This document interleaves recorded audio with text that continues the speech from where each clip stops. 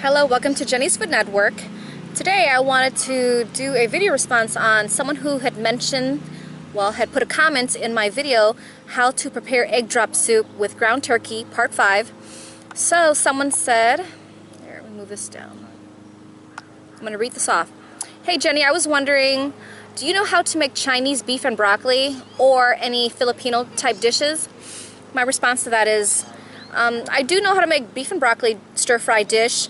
And the Chinese style, the way when you order from Chinese restaurants, the sauce they use, my sauce is different, is more different than that. I don't really like the way they make their sauces there. I like the way I make my sauce, to be honest. And Freddie likes the way I make my sauce as well for beef and broccoli. And you know, to be creative, once you make the beef and broccoli, if you want to make it more colorful or more variety of veggies, you could add in shredded carrots at the end. You can add thinly chopped red bell peppers to give it some more color. You can give it some green bell peppers as well. So it's kind of like a beef and veggie dish almost, but the beef and broccoli just goes so well together when you just have those two alone. But sometimes if you want a little dash of color, add some shredded carrots, add some chopped red bell peppers to give it some color. You could even chop some zucchini in there as well to give it some color, because the inside of a zucchini is like kind of like yellowish white and the outside of zucchini is like green. So you know, add some cool colors to it and stuff. It's delicious.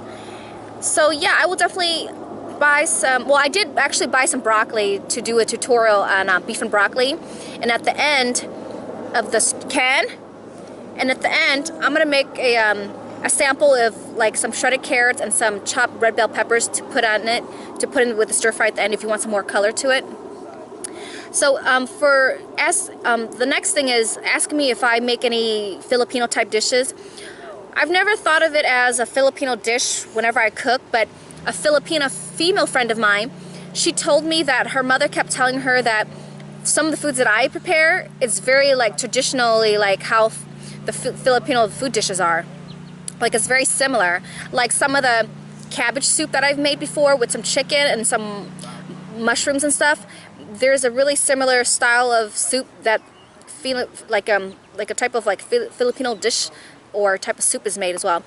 And some of the meat dishes that I had prepared before, and they said they make something similar to it as well. So it's really interesting how like the way I naturally cook, I don't really think of it as a different background if it's Thai, Vietnamese, or Chinese or Filipino type of food. I just cook based on because I like the taste and how it goes well together.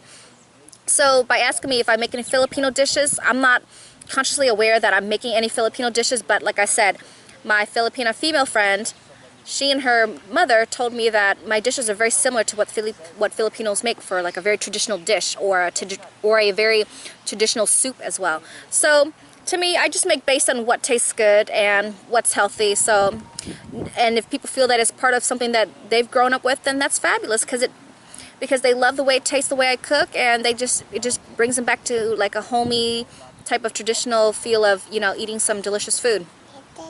So I will do a beef and broccoli dish. Hi Ken. What are you doing? Ken's being silly. Ken, he's trying to hug me. What are you doing, Ken? What are you doing, Ken? Are you being silly? Okay, so that's it for now. Watch out for my tutorial for beef and broccoli. Thank you.